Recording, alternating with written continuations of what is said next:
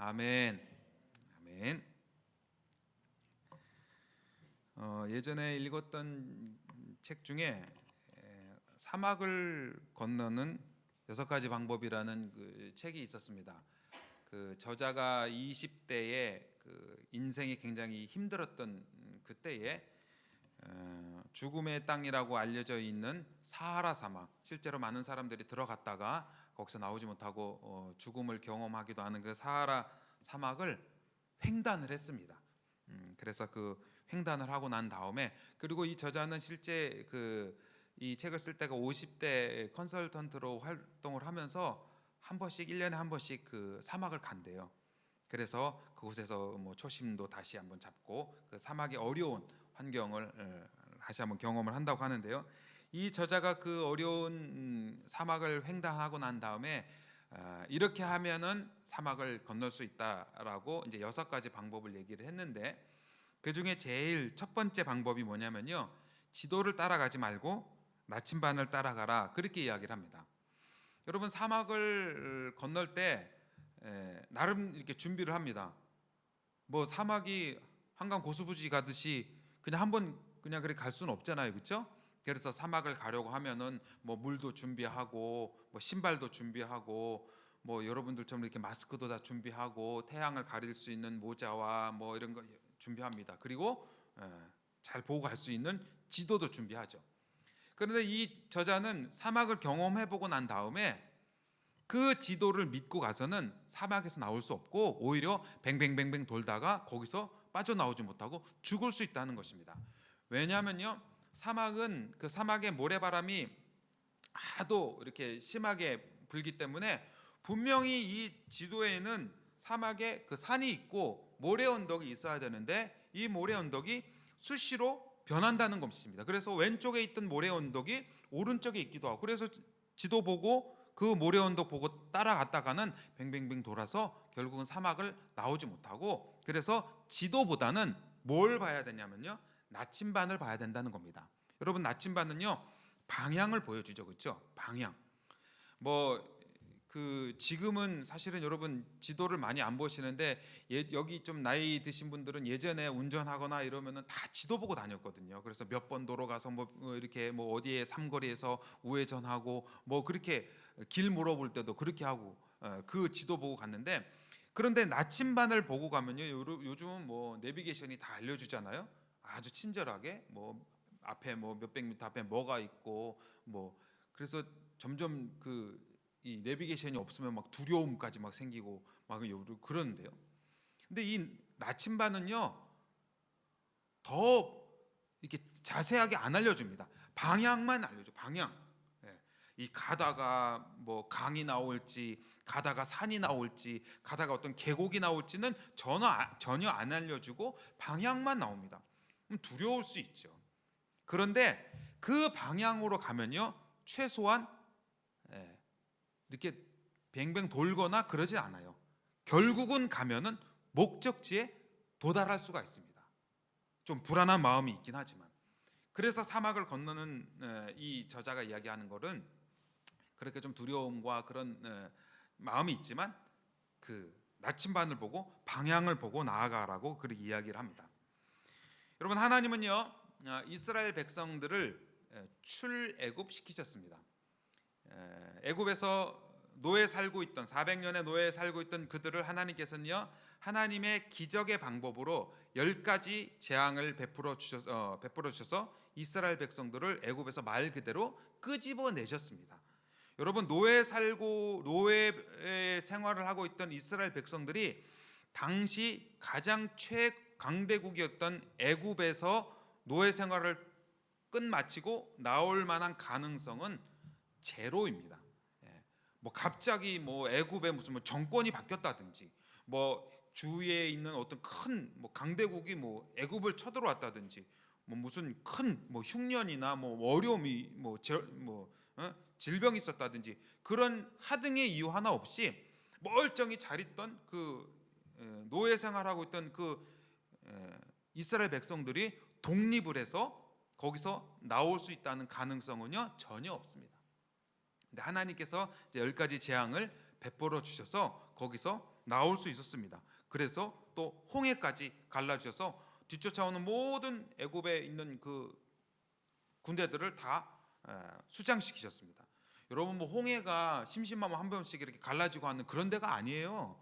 들어가면 죽는데요. 그러니 오죽하니 그 강대국인 그 애국 군대가 거기에 들어갔다가 다 빠져 죽었어요. 근데 이스라엘 백성은 무사히 건넜습니다. 거기서 이스라엘 백성들이 한 일은 뭘까요? 이스라엘 백성들이 애굽에서 나와갖고 홍해를 건너기까지 이스라엘 백성들이 한 일은요? 모르세요? 그냥 죽어나고 도망친 거예요. 그냥 아무 한 거 없이 가라고 하니까 물 갈라졌을 때 죽어라. 뒤에서 오는 애국 백성 군대 보이니까 잡히면 죽을 것 같으니까 죽어라 하고 도망친 거예요. 그래서 이제 이스라엘 백성들이 이제 출애굽에 있는 것처럼 이제 광야에 딱 나온 겁니다. 여러분 이스라엘 백성들 광야에를 왜 나왔죠? 그냥 어디 갈까 어디 한번 가볼까 해서 광야에 나온 게 아니잖아요, 그렇죠? 이스라엘 백성들은요 하나님이 약속하신 땅, 젖과 꿀이 흐르는 그 가나안 땅을 가기 위해서 지금 광야에 나온 겁니다.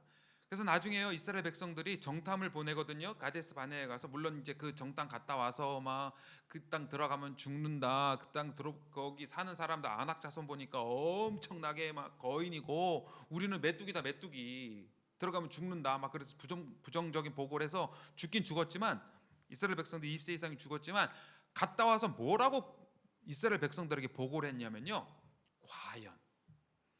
과연 그 땅은 젖과 꿀이 흐르는 땅이라고 그렇게 실제로 고백을 합니다. 그러니까 이스라엘 백성들이 들어가서 눈으로 확인을 해보니까 그냥 하나님이 뭐 이렇게 보이지 않은 먼 미래처럼 잡히지 않는 그런 뭐 희망 고문하는 것처럼 거기 좋은 땅 있을 거야 뭐 그냥 믿고 가봐 그게 아니고요. 들어가서 확인을 해보니까 진짜 그 땅이 그렇다는 겁니다.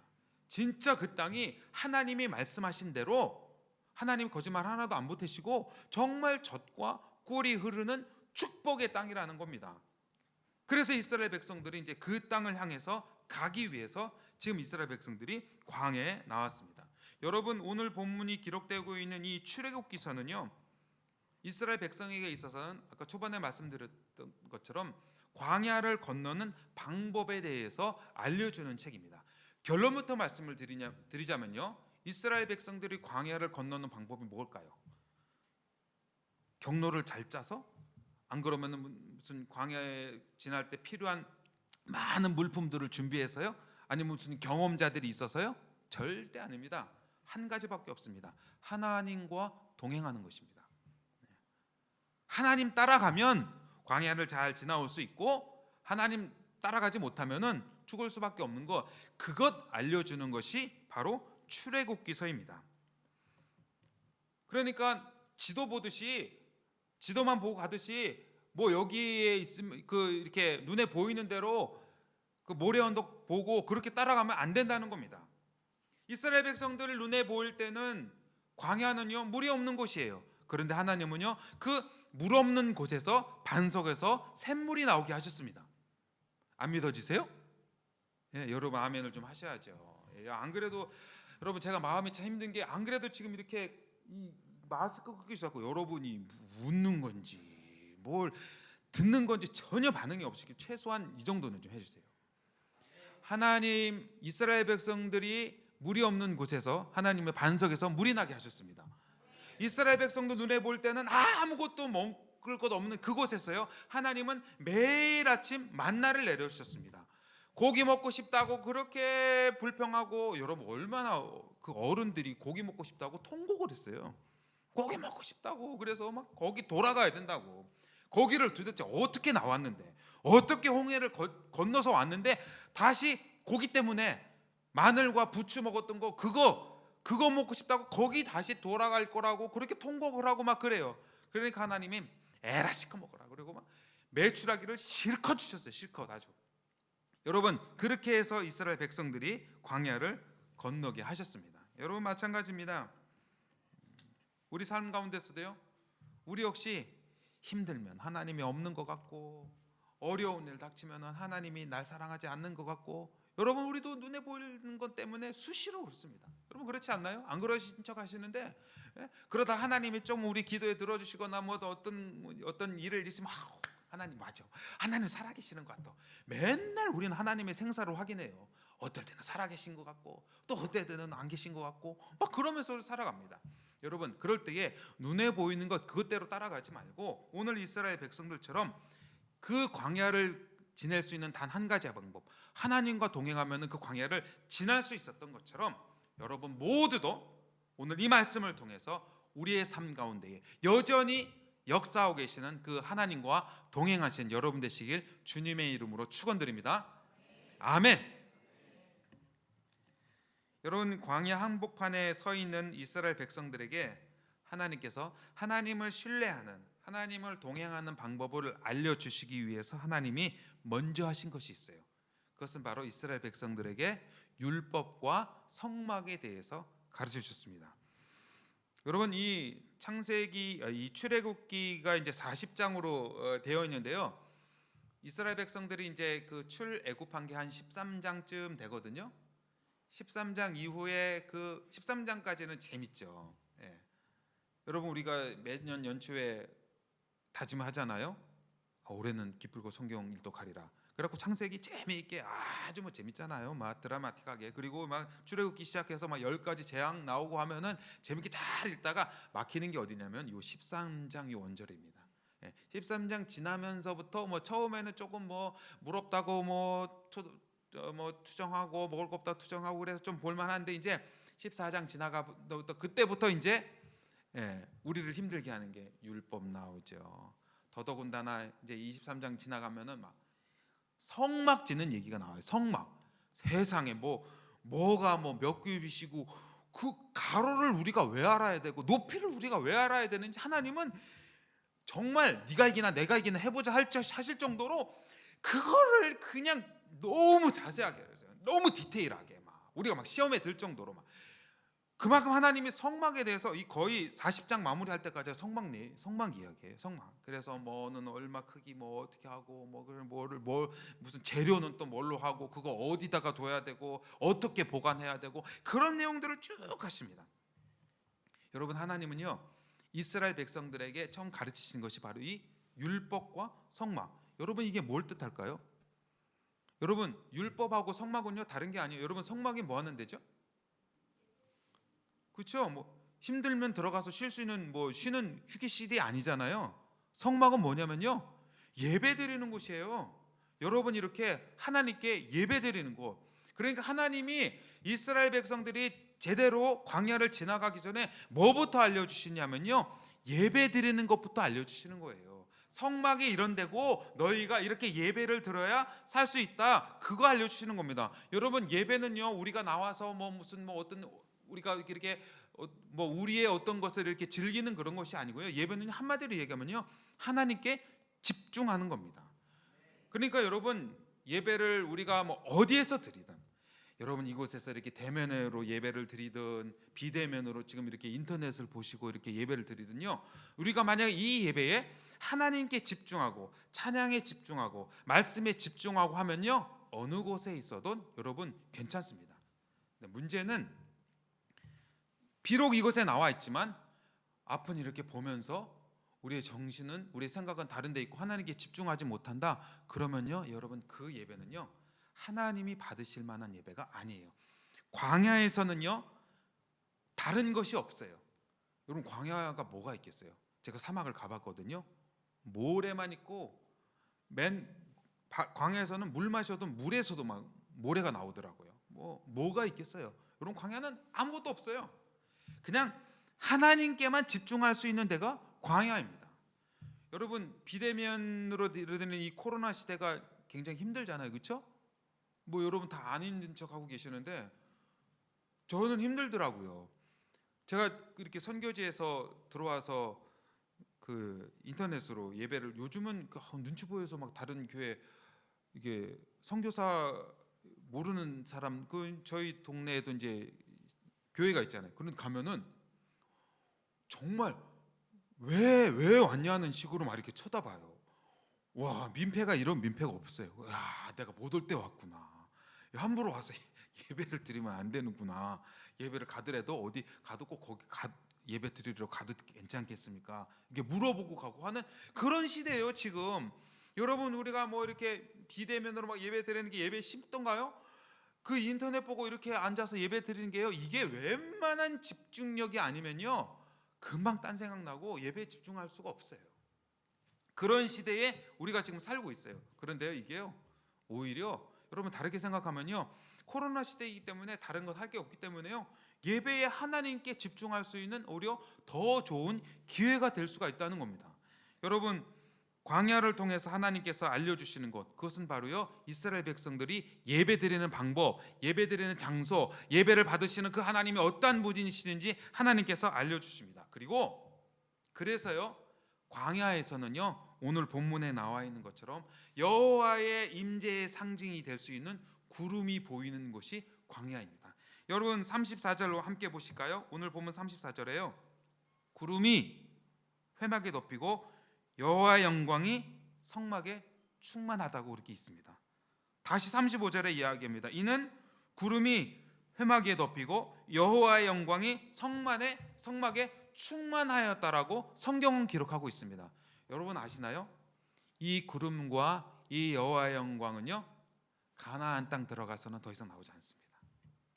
근데 언제 나와요? 아무것도 없는 때에, 모든 것이 결핍하고 모든 것이 내 마음대로 되지 않는 그 때에, 모든 것이 멈춰져 있는 같은 그런 광야 한복판에서 하나님의 임재의 상징인 그 구름이 보인다는 것입니다. 여러분 우리 삶에도 마찬가지입니다. 지금 이 시간에 우리의 삶 가운데에 동행하고 계시는 그 하나님을요 우리는 얼마든지 볼 수 있습니다. 하나님이 살아 계시는지 뭐 그렇게 생소하긴 하지 마시고요, 우리는 말씀을 통해서 그리고 예배를 통해서 얼마든지 하나님께서 내 삶 가운데 임재하고 계신다는 그 은혜를 우리는 발견할 수가 있습니다.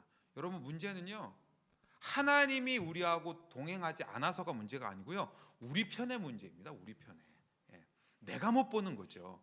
내가 못 보는 게 문제지 하나님이 어디 가셨나 여러분 그거 확인할 필요 없어요. 여러분 이스라엘 백성들이 광야에서 살아남을 수 있었던 방법 하나가 하나님과의 동행이라고 말씀드렸는데요, 하나님과 동행하는 그 방법은요 뭐 그냥 뭐 이렇게 추상적인 그런 개념이 아니에요. 그들은요 눈에 보이는 구름을 쫓아가면 됩니다. 여러분 신앙생활이 이게 그냥 눈에 보이지도 않는 그런 생각에서 그냥 신념이야, 신념. 여러분 절대 그렇지 않습니다. 하나님은요 우리의 삶 가운데 지금도 역사하고 계시고 여전히 주관하고 계시고 우리의 눈으로 확인할 수 있습니다. 여러분 아멘이죠? 저만 그런가요? 저만 선교지에서 하나님께서 역사하시고 하나님께서 우리의 삶을 주관하고 계시는 것을 눈으로 목도할 수 있나요? 아니요, 그렇지 않습니다. 오늘 우리의 삶 가운데서도 얼마든지 하나님께서 우리와 동행하심을요 우리의 눈으로 볼 수 있습니다. 마치 이스라엘 백성들이 눈에 구름이 보였던 것처럼. 여러분 오늘 그 본문에서도 나와 있잖아요. 이스라엘 백성들이 그 광야에 나와서 그 장정만 60만 명, 200만 명에 300만 명 되는 그 사람들이 언제 움직였어요? 여러분 그게 뭐 호루라기 분다고 그게 같이 갈 수 있어요? 언제 어떻게 움직였죠? 이스라엘 백성들은요 36절에 있는 것처럼 구름이 성막 위에 이렇게 있었어요. 항상 있었어요. 그래서 그게 떠올라서 전진하면은 이스라엘 백성들이 출발하는 거예요. 야야야 빨리 텐트 걷어. 얘 어디 갔어? 얘 막내 어디 갔어? 불러. 그래갖고 막 정신없이 이렇게 하고 하나님 안 알려주시니까, 언제 가실지 안 알려주시니까 그렇게 하고, 그리고 구름이 멈추면 이스라엘 백성들은 멈추고 텐트 치고 그렇게 살고 있다가 좀 빨리 가셨으면 좋겠는데 안 가시면 기다려야죠. 기다려야죠. 이스라엘 백성들이 광야를 지나는 첫 번째 방법은요 바로 구름 보고 쫓아가는 겁니다. 여러분 내가 가지고 있는 지도를 보면은 내가 나름대로 준비한 지도대로 가면 갈 수 있을 것 같은데 우리 삶이 그렇던가요? 내가 계획한 대로 되던가요? 안 그렇더라고요. 여러분 제가 선교사로 나간 지 한 16년 됐는데요, 저는요 국내에서만 목회하는 게 제 사명인 줄 알았어요. 저는 그 흔한 단기 선교 한 번도 안 가봤습니다. 그래서 제가 부교육자를 15년을 했었는데요, 만 15년. 여러분 15년이 짧지 않아요. 여러분 별로 놀라지도 않으시죠? 15년 해보세요. 15년이 벽에 구멍을 내도 구멍을 낼 수 있겠어요.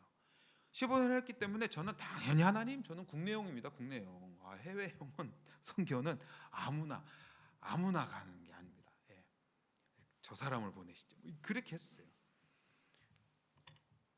제가 갖고 있는 지도에는 선교는 절대 없었습니다. 저는 나가면 죽는 줄 알았어요. 그래갖고요, 실제로 저희 제가 파송 받은 교회에서 이제 파송식을 했어요. 그래서 그때 저희 애들이 4명이었어요. 4명. 우리 막내가 6개월 태어나고 6개월 이렇게 안고 앞뒤에 갖고 선교지 나갔거든요. 그래갖고 막 뭐 1살, 5살, 뭐 7살, 8살 이런 애들 데리고 선교지를 갔어요. 예, 그것도 중국으로. 그때는 중국이 나는 무슨 뭐 따발총 들고 막 인도줄 알았어요. 그래갖고 파송식 때, 그래서 지난번에 우리 어떤 같이 부교육했던 목사님, 지금 담임 목사님 되신 분을 만났는데, 선교사님 그때 파송식 때 엄청 우시더라고요. 그 얘기를 하더라고요. 여러분, 근데 그때 뭐 은혜가 돼서 온 것도 있지만요, 너무 무섭고, 와, 나가면 죽었어. 그 생각을 하니까 저기를 고별사를 읽는데 막 눈물이 앞을 가르는 거. 이제 나가면 죽었다. 얘네들 데리고 우리 애들 그 앞에 이렇게 올망졸망 앉아 있는데, 와, 이거 어떻게 가나, 이거 가면은 죽었다. 그래서 막 펑펑 울었던 그런 기억이 납니다. 여러분, 제가 갖고 있는 지도에는요, 선교가 없었어요. 여러분 갖고 있는 지도에 코로나가 있었습니까? 여러분이 갖고 있는 그 지도에, 여러분이 들고 계신 그 지도에 그렇게 지금 겪었던 그런 어려움과 고난이 있었나요? 아니요, 없었습니다. 우리는 그러한 어려움 없이 그냥 좀 더 평안하게 갔으면 좋겠고, 평탄하게 갔으면 좋겠고, 뭐 여러분, 우리가 그렇게 얘기하죠. 하나님, 내가 뭐 많은 걸 바래요? 그냥 남들처럼 평탄하게, 평범하게, 그냥 뭐 이렇게 병 없이 그냥 그 정도 사는 거, 뭐 그게 사치인가요? 여러분, 그렇게 생각하잖아요. 그런데요, 하나님께서 우리의 구름 기둥으로 인도하시는 그 길에는요, 내가 전혀 예상하지 못한 질병도 있어요. 하나님이 인도하시는 그 길에는 내가 전혀 예상하지 못하는 관계의 어려움도 있습니다. 여러분, 그런데 살 길은 그 구름 기둥 보고 쫓아가는 겁니다. 여러분, 제가 그렇게 해서 16년을 지냈는데 저희 살아남던데요. 어떻게 살아남을까? 제가 여러분, 하나님 중국에 가서 기도했던, 캄보디아 가서 기도했던 가장 큰 기도 제목이 뭔데요? 하나님 살려주세요. 하나님 살려주세요. 하나님 살려주세요. 안 도와주시면 죽습니다. 우리 애들하고 어떻게 살아요? 어떻게? 하나님 살려주세요. 뭐 그래서 자동차 사고로 죽을 뻔하기도 하고요. 그다음에 조류 독감 걸려갖고, 그게 뭐 그때는 우리나라에서는 인체에 뭐 이렇게 감염 안 된다고 그러는데, 저는 그 조류 독감 걸려갖고 의사가 그래갖고 한국 왔더니 그러더라고요. 한국 의사가, 감염내과 의사가 그러더라고. 어이구, 강진원 씨는 뭐 하시는 분이에요? 그래서 예, 일을 선교하는 분인데, 어이구, 좋은 일 하시나 봐요. 하나님이 살려주셨나 보네요. 그 사람은 교회도 안 다니는 사람. 여보, 그래요. 하나님께서 그렇게 보호하시고 인도하셔서요, 안 죽고 지금껏 하나님의 일을 하고 선교 가운데 살아가고 있습니다. 여러분, 우리 역시 마찬가지입니다. 오늘 우리의 삶 가운데에 동행하고 계시는 그 구름, 그 하나님을 보고 살아갈 때 우리의 삶은 조금씩 앞으로 전진할 수 있습니다. 여러분, 그런데요, 지금 우리의 삶이 멈춰진 것 같잖아요. 코로나 때문에, 그리고 여러 가지 어려움 때문에 여러분 멈춰진 것 같잖아요. 그럴 때 뭐 해야 되나요? 그럴 때 하나님께 예배해야 됩니다. 여러분, 이스라엘 백성들이 구름 기둥과 불 기둥을 언제부터 봤을까요? 저는 이 말씀을 준비하면서 이게 언제부터 나타났지? 이게 처음부터 있었나? 여러분, 이 구름 기둥과 불 기둥은요, 이스라엘 백성들이 출애굽한 그 다음 날부터, 그러니까 어저녁에 6월절 어린 양 이렇게 잡아갖고 문설주마 이렇게 막 피 바르고 양 구워 먹고 막 그리고 그 다음 날 나왔을 때부터 여호와의 구름 기둥과 불 기둥이 그들 앞서서 인도했다라고 출애굽기 13장에 나옵니다. 출애굽기 13장 22절에 이렇게 나옵니다. 낮에는 구름 기둥, 밤에는 불 기둥이 백성 앞에서 떠나지 아니하니라. 그러니까 아직 뭐 광야를 채 들어가기도 전이에요. 이 구름 기둥이 어디로 인도했냐면요, 홍해로 인도했어요. 하나님 믿고 따라갔더니 그 앞에가 지금 뭐가 있냐면요, 홍해가 있는 거예요. 홍해가. 여러분 무슨 홍해가 한 번씩 갈라지는 데가 그런 데가 아니잖아요. 들어가면 죽는 데예요. 애국 군대가 거길 다 빠져 죽었다니까요. 지금 구름 기둥이 거기로 와갖고 우리 보고 지금 들어가라는 거예요. 죽을 것 같은 거기로 하나님께서 인도하시는 겁니다. 이스라엘 백성들 안 죽었어요. 그렇게 해서 이스라엘 백성들을 하나님께서 그곳으로 인도하셨고 지금 시내산까지 광야까지 왔어요. 그래서요 이 40장에 보면은 어떨 때는 그 구름이요, 성경학자들은 며칠 만에 구름이 이동하기도 했고 어떨 때는 한 6개월 가까이 구름이 머물러 있을 때도 있어요. 그러면 이게요 여러분 궁금해하지 않으세요? 그러면 언제는 이렇게 빨리 가고 왜 언제는 이렇게 늦게 갔지? 그 차이가 뭘까? 뭐 정기적으로 일주일에 한 번씩, 한 달에 한 번씩 이렇게 움직인 것도 아니고. 여러분 제가 성경을 보니까요 그 이유를 저는 발견할 수 있었어요. 이스라엘 백성들이 항상 그들의 삶 가운데 떠나지 않았다고 구름 기둥이 항상 보였다고 얘기했잖아요. 그런데 그 이스라엘 백성들이 광야에 나와서 한 게 뭐냐면요, 물 없다고 하나님 원망했어요. 불평했습니다. 목말라 죽겠다고. 그래서 하나님이 반석에서 물을 내주셨어요. 그때도 구름 기둥이 있었습니다. 먹을 것 없다고, 고기 먹고 싶다고 그렇게 하나님을 원망하고 불평하고 할 때도 하나님은요 만나를 내려주셨고 메추라기를 주셨지만 그때도 여전히 불기둥이 있었어요.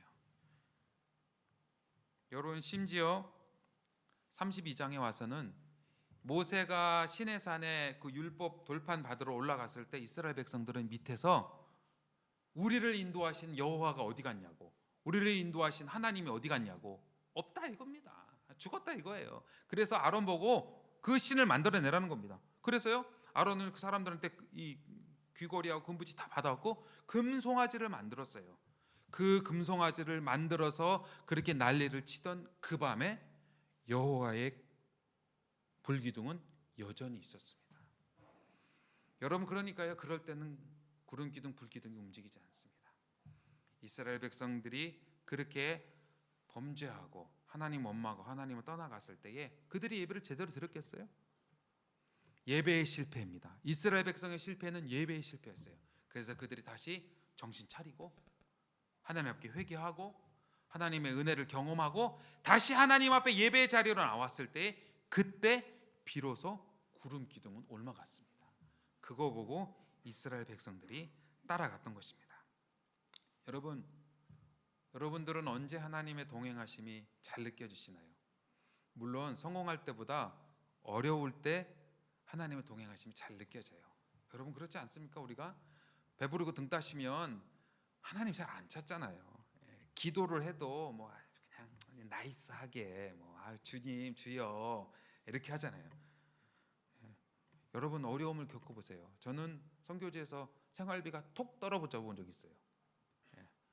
근데 우리 애 중에 한 명이 눈치 없이 그날 하필이면은 나보고 돼지갈비 먹고 싶다고, 돼지갈비 먹자고 그러더라고요. 제가 얼마 전에 확인해 봤어요. 너 옛날에 그 얘기 했던 건 자기는 그런 적 없다는 거예요. 여러분 그럴 때 기도가 어떻게 나오겠어요? 하나님 생활비가 좀 부족한데 좀 채워주셨으면 좋겠어요. 이렇게 나올까요? 손이 바들바들 떨릴 정도로 기도가 돼요. 이 깍지 낀 소리, 하나님 도와주세요. 안 도와주시면 우리 죽어요. 여러분 그렇게 어려움을 겪고 있을 때 우리는요 하나님의 동행하심을 그리고 물론 하나님이 그래서 채워주셨어요. 안 굶었어요. 안 굶어 죽었거든요. 하나님이 채워주셨어요. 동행해 주셨어요. 그럴 때 하나님의 동행하심을 느낄 수 있습니다. 그런데 그것보다도 그런 어려움 가운데 있지만 예배의 자리에 나왔을 때 우리는 하나님의 임재하심을, 하나님의 동행하심을요 그 어떤 때보다 진하게 느낄 수가 있습니다. 그래서 이스라엘 백성들에게, 광야에 나온 이스라엘 백성들의 하나님은 첫 번째로 그렇게 예배의 모습을 갖춰 나갈 수 있도록 율법과 성막을 훈련시키셨던 겁니다. 여러분 한 가지 더 말씀드리는 건요, 하나님은요 어떤 사람과 동행해 주시나요? 그냥 두면 죽을 수밖에 없는 그런 사람들과 하나님은 동행해 주십니다. 아니 더 정확히 얘기하면요 하나님이 찾아오십니다. 하나님이 찾아오셔서 그 사람을 만나 주십니다. 그래서 그 사람과 동행해 주십니다. 여러분, 내가 약하면 약할수록 하나님과 더 동행할 수 있다는 것, 이것은요 성경의 진리입니다. 우리가 찬송가도 있죠. 높은 보좌 위에서 하나님은 낮은 나를 보십니다. 내가 아쉬울 거 없고 남부러울 거 없을 때, 그때 우리가 하나님을 잘 안 찾잖아요. 그런데 우리가 낮으면 낮을수록 여러분들이 지금 겪고 있는 어려움이 바로 하나님께 나아갈 수 있는, 하나님과 동행할 수 있는 절호의 기회라는 겁니다. 여러분, 저는 그 증거를요 출애굽기 40장 마무리를 하면서 찾을 수가 있습니다. 여러분, 이제 그렇게 출애굽기 한 3분의 2 가까이 성막과 율법에 대해서 쭉 얘기를 한 다음에 이 마지막 이제 40장에 와서 40장 1절부터 여러분 집에 가서 한번 읽어보세요. 1절부터 이제 성막 마무리하는 그런 내용이 나옵니다. 그래서 이제 그동안 만들었던 그 기구들 있잖아요. 뭐 그래서 증거계는 어떻게 해야 되고 어디다가 두고, 그 다음에 그 금초대는 또 어떻게 둬야 되고 어디다 둬야 되고, 뭐 진설병, 그 다음에 이제 그 성막 밖에 그 번제단은 뭐 어떻게 해야 되고, 뭐 뭘 발라야 되고, 물두멍은 어디에 나오고, 이런 것들을 쭉 얘기를 하면서 성막을 마무리 져요. 그러면서 13절에는요 이제 누구에 대해서 얘기를 하냐면요, 아론에 대해서 이야기를 합니다. 이제 아론, 여러분, 성막의 주인공은요 모세가 아닙니다. 지금 출애굽기 전체에 이스라엘 백성들이 출애굽하는 그 과정을 보면은 모세가 중심이 되어져서 모세가 리더가 되어서 하는데, 성막 안에서 벌어지는, 여러분 성막이 왜 있죠? 아, 모르시는구나. 제사 드리는데요, 제사. 제사 드리려고 있거든요. 근데 제사는 아무리 모세래도 절대 제사를 드릴 수가 없습니다. 누구만 하냐면 제사장. 그런데 그 제사장의 가장 먼저 제1대죠. 제일 첫 번째 제사장을 하나님이 누구로 지명을 하시냐면요, 아론으로 지명을 합니다. 아론.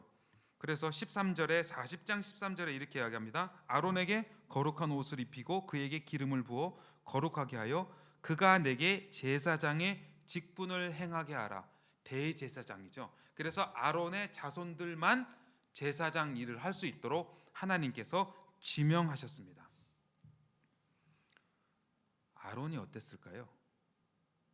이렇게 지명을 받고 그 레위기 이제 8장 보면은 실제로 아론에게 어떤 옷을 입히는지, 안에 속옷은 어떠고 바지는 어떻고 겉옷은 어떻고 관은 어떻게 하고 하는 그렇게 해서 기름 부음을 하고 거룩하게, 굉장히 거룩하게 그렇게 그 대관식처럼 진행을 합니다. 여러분, 아론의 마음이 어땠을까요? 여러분 그냥 이렇게 보니까 뭐 그냥 아론이 뭐 그냥 이렇게 할만해서 했나 보다, 그렇게 생각하시나요? 그렇지 않습니다. 창세기 40장 오기 전에, 이 출애굽기 40장 오기 전에 32장에서 그거 뭐 얼마 멀지도 않은 32장에서 아까 말씀드렸죠. 뭔 일이 있었다고요? 금송아지 만든 일이 있었어요. 그 금송아지 만들 때 모세는 그 시내산 꼭대기에 올라갔을 때 그 밑에서 그 금송아지를 만들고 난장판이 벌어졌을 때 백성들이 갖고 오는 그 금을 가지고 금송아지를 만든 장본인이 누구예요? 아론입니다. 아론. 그래서요 그 일로 말미암아서 이스라엘 이제 모세가 내려와갖고 이제 난리가 났죠. 그래갖고 모세가 갖고 있던 그 돌파 막 깨트리고, 그래서 이스라엘 백성들 그 금송아지를, 성경에 보면요 그 금송아지를요 불에 태워갖고 갈았어요. 금송아지를 불에 태워서 갈아서 거기 있는 모든 이스라엘 백성들 다 마시게 했어요. 거기 있는 한 사람도 빠지지 않고 다 마시게 했어요. 그리고 3,000명 가량 죽임을 당했습니다. 나하고 같이 애굽에서 나왔을 때 그렇게 기뻐하고 홍해 건넜을 때 같이 좋아했던 그 사람 중에 3,000명이 하나님을 반역했던 그 사람들을 3,000명을 죽였어요. 뭐 때문에요? 금송아지 만든 일 때문에. 그 일을 누가 주도했다고요? 아론이 했어요. 아론이. 그런데 하나님은 그 아론을 불러서, 야 아론, 네가 대제사장해. 여러분, 아론의 마음은요 하나님 앞에 너무너무 죄송했을 거예요. 아, 내가 나를 아는데, 내가 날 보면은 아무리 봐도 내가 무슨 대제사장, 이 일을 할 만한 아무런 능력도 없고 아무런 조건도 없는 하나님은 그런 자기를 불러서 괜찮아 대제사장 네가 해. 그래서 하나님이 대제사장으로 세워주십니다. 그래서 그의 가문을 통해서 하나님께 제사 드리는 그 일을 행하도록 하나님께서 허락하셨습니다. 요한복음 4장에 우리 주님은요 수가성 여인을 만나러 사마리아 성으로 가십니다. 여러분 수가성까지 가셨습니다. 여러분 예수님의 동선을 보시면은 굳이 그 땡볕에 거기를 갈 일이 없습니다. 여러분 한국은 뭐 여름에 이 더위가 틀린데요. 캄보디아는 이 여름에 이렇게 한참 덥고 잘 나갈 때 뭐 43도 막 이렇거든요. 그러면요 캄보디아 사람들은 5보 이상 걷지 않습니다. 죽어요. 그 땡볕에 뭐만 해도 저희 제가 사역을 하고 있는 소금과비 국제학교는 그 학교 내에서 아이들도 기숙사 생활하고 저희 집도 그 안에 있습니다. 그러니까 이제 저희 집에서 그 학교 교실까지 가려면은 한 역 건물 정도 됩니다. 그런데 여기서 그렇게 한 3분 걸어가나요? 가면은 교실에 도착하면 이미 땀은 비 오듯이 그렇게 더운데, 그런데 우리 주님은요 일부러 그 수가성을 가셨어요. 그리고 거기서 기다리고 계십니다. 그 여인이 올 때까지. 올 때가 됐는데 왜 아직 안 오지? 아무도 다니지 않는 그 한낮의 더위에 물 안 먹고 살 수는 없으니까 어쩔 수 없이 물 때문에 나오는 그 여자를 기다리고 계십니다. 그를 만나주셨어요. 그리고 주님이 그 여자에게 다른 것 얘기하지 않으셨어요. 다른 것 점검하지 않으셨어요. 예배입니다. 예배. 하나님은 예배하시는 자를 찾는다. 예배 드릴 때 신령과 진정으로 예배 드려야 된다. 오케이. 여러분 그걸로 해결됐습니다. 그걸로 이 여자는요 바뀌어져서 사람 안 말려고 했던 그 여자가 물동이 내버려 두고 마을로 들어가서 내가 메시아 만났다, 내가 예수 그리스도 만났다라고 그렇게 고백하는 사람으로 바뀌었습니다. 여러분 약한 자를 우리 주님이 찾아오셨습니다.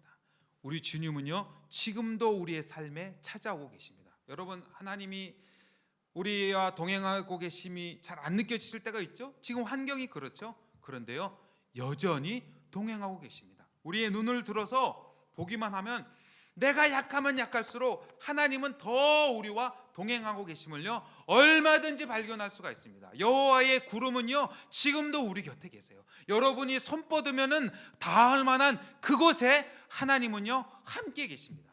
여러분 약함은요 기독교의 자랑입니다. 기독교의 특징이에요. 기독교 역사가 2000년 역사가 증명하는 것은 뭐냐면요 약한 그곳에서 기독교의 부흥의 역사가 일어났다는 것입니다. 성경이 이거를 이야기를 해주고 있습니다.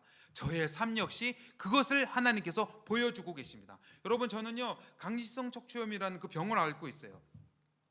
그러니까 이제 이게 점점점 굳어가는 그런 병인데요. 요즘은 이게 심해져 갖고 제가 한동안 고개가 안 돌아가 갖고 제가 주사기를 갖고 와 갖고 이렇게 제 몸에 놓고 그러거든요. 여러분 그런다고 선교가 중단되나요? 그런다고 하나님의 일을 못 하나요? 물론 저도 그렇게 생각해서 제가 주사를 놓고 이러면서까지 해야 되나? 이러면서까지 해야 되나? 여러분 그런데요 오히려 그럴 때 하나님이 더 큰 은혜를 주세요. 더 많은 눈물을 주시고요. 여러분 동일하게 저만 그런가요? 아니요. 동일하게 우리의 삶 가운데 하나님께서 역사하고 계십니다. 어려우면 어려울수록 하나님의 구름은 떠나지 않고 바로 우리 곁에 계십니다. 그리고 예배하는 자리에서 그 하나님을 만날 수 있는 아주 좋은 기회입니다. 여러분 그런데 여기서 그치면 안 돼요. 내가 그런 하나님의 은혜 받고 할렐루야 그러고 끝나면 안 돼요. 여러분 무슨 기독교가 예수 그리스도를 믿음으로 말미암아 구원받은 게 무슨 종신보험 들듯이 나중에 지금은 그냥 큰 효력 없고 연금 받듯이 나중에 이제 죽어서 이렇게 받을 수 있는 그런 보험이 아니에요. 여전히 우리의 삶 가운데에 역사하고 계시는 것을 우리가 순간순간 체험하면서 살아가는 것이 기독교입니다. 그래서 여러분 혼자 하나님의 은혜 받고 거기서 그치면 안 돼요.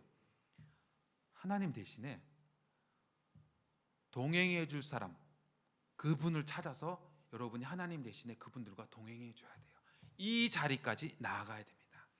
여러분, 지금은 코로나 때문에 어려움이 있습니다. 그렇지만 하나님은 여전히 우리의 삶 가운데 계시고 여전히 우리와 동행하고 계십니다. 그 하나님을 예배 가운데 만나셨습니까? 그러면 여러분은 그 하나님 대신에, 아직 하나님을 모르는 사람, 그 사람에 가서 여러분이 하나님 대신에 그들과 동행해 줘야 됩니다. 여러분, 이게 전도예요. 하나님을 알지 못하는 민족에 가서 눈에 보이지 않은 하나님 대신에 그들과 동행해 주는 것, 이게 바로 선교입니다. 여러분, 지금 캄보디아에요, 코로나가 심해져 갖고 지난주에 예배 금지령이 내렸습니다. 아예 모이지 못하고, 저희 학교는 기숙학교인데 아예 오지를 못해요. 그래서 줌으로 수업을 해요. 줌으로. 캄보디아 애들이. 여러분, 저도 지금 우리 막내가 지금 여기서 줌으로 수업을 하고 있지만 부모가 옆에서 협박하고 얼르고 달래고 해도 이게 공부가 제대로 될까 말까 한 판에, 그 캄보디아 우리 아이들은요, 그 밖에서 이렇게 줌에 이렇게 화면을 보면은 이 뒤에 나무가 보이고 하늘이 보여요.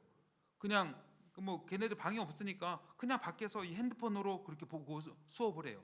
그리고 중간중간에 선생님 안 들려요, 뭐라고요? 그래요. 왜냐하면은 걔네들 그 지붕이 양철 지붕이에요. 비가 억수같이 내리면은 뭐라고 얘기하는지 하나도 들리지도 않아요. 수시로 인터넷 끊어져 갖고 몇 년은 또 나갔다가 다시 또 들어오고 막 그래. 그래서 우리 아이들이 공부하다가 많이 중단했어요.